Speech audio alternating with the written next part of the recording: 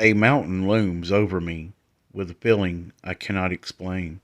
While half of me wants to run and conquer it, the other half shakes and cries in desperation.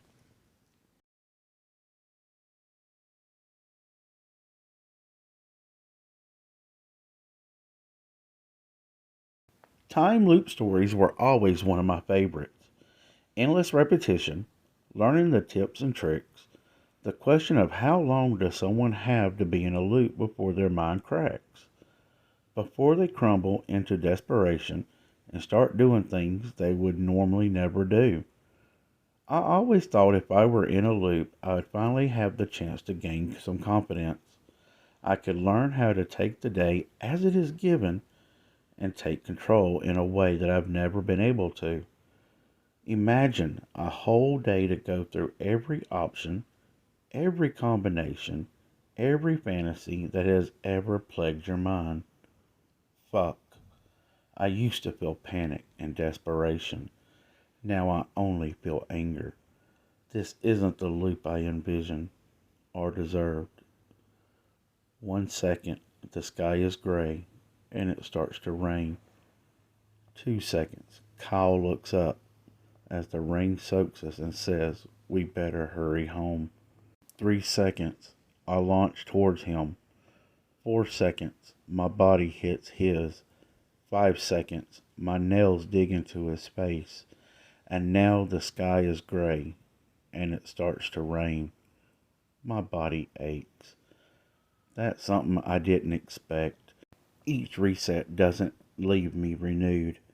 I feel the weight of my body that's being stuck, standing for, I can't even estimate at this point, months, years. I can't collapse. I hit the floor, and the next second I'm standing again, my muscles jarred into place. Once more, my brain sharply buzzing in my head. I don't know how I'm even have the energy to try anymore. But whatever has me trapped here also has me unable to stop, sleep, give up. 5 seconds isn't long enough. 5 seconds isn't long enough to stop Kyle from saying that damn sentence or convince him that something is wrong. 5 seconds isn't long enough to right some wrong. I don't existed or find some deeper meaning of life.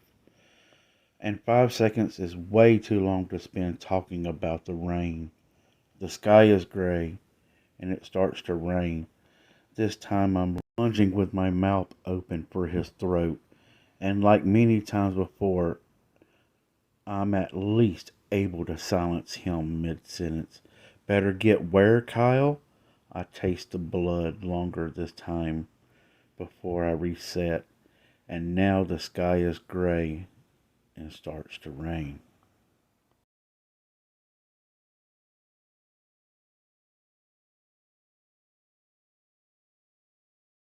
The train rocks gently despite the blur of the scenery beyond the window. The only sounds are a soft chatter from the few other passengers of the carriage, and the muted sounds of the heavy-set wheels upon the sturdy metal tracks. The green and yellow landscape suddenly gives way to darkness as we pass through a tunnel. It doesn't last long, and the brief pressure of the compressed air of the releasing as we exited the other side. I stretched my jaw to pop my ears of the slight discomfort. Reading my book, I enjoy the sun on my face and the cool air of the train. The sun disappears for a short time as we pass through another tunnel. This one is longer than the last, and when we exit, it takes longer for my ears to equalize. I'm not fond of the tunnels, but they go quickly enough, and I find myself barely noticing as we enter and exit, save for the habitual stretching of my jaw. The warmth of my window facing arm disappears and the familiar pressure returns, the cold of the shadow slowly seeping through. I continue with my book. I shift in my seat, the pressure building surely as the time in the tunnel increases. We're slowly moving downhill. I assume we're going under a canal or a road. We will move upward soon. Hearing the noises of the track amplified by the echo chamber around us, I find myself closing my book and looking into the darkness, pulling my cardigan closer. I try equalizing, wishing the tunnel would end soon. And although the pressure releases and the pain momentarily subsides, soon it is back. The pressure mounts, and sharp needles of sensation lick at my eardrums. The downward slope persists. Wincing against the pain, I press my face to the window in hopes of seeing light ahead. But there is nothing, just darkness. A baby is crying in another carriage, and I can see others in my cart starting to look uncomfortable. How long is this tunnel? My head is splitting now. I try to hold my hands over my ears, but the pressure keeps increasing. I want to scream to make it stop. Others give up on that battle before I do. But the dark of the tunnel continues, and the roar of the wheel remains constant and ominous against the black cavern of brick surrounding us. I've always had sensitive ears, and the pitch of the track beneath us continues its ever decreasing descent. I just hope this tunnel ends soon.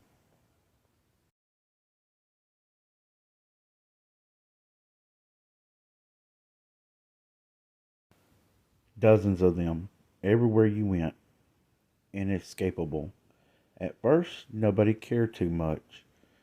Environmentalists celebrated it as a good sign that wildlife was thriving.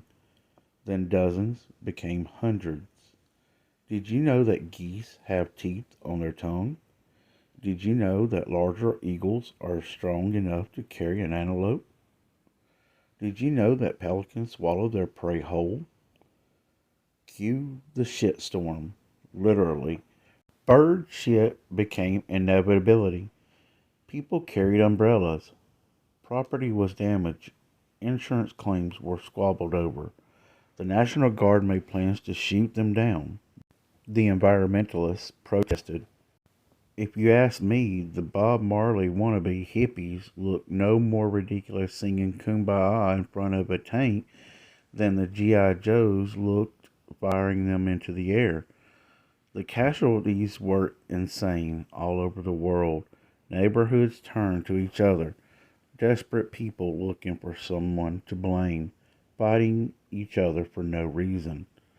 And all the while, the hundreds became thousands. Have you ever seen an owl eat a small dog? Have you ever seen a hawk snatch a baby out of its mother's arms? A state of emergency was declared.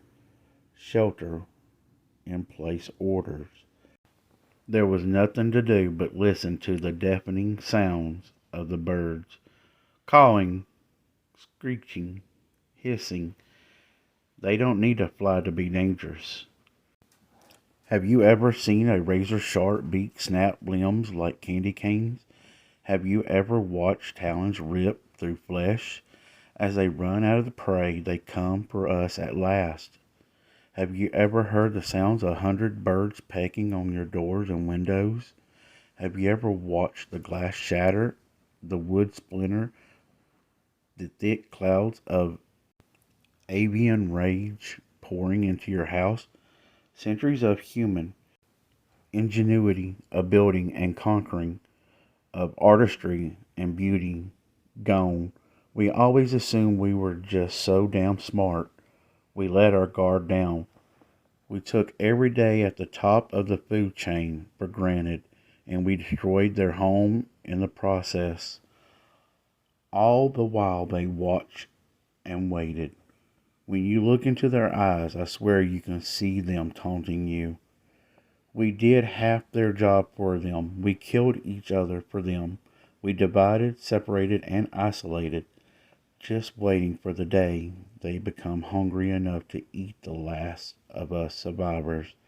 There's nothing left to do but wait. It's their world now. Hey guys, this is Dr. Asylum. I hope you enjoyed this video. And if you feel the video deserves one, please hit that like button, for it would help me out so much, and it would also help out the channel getting out there since I'm just starting off. Well, thank you, and you have a good night.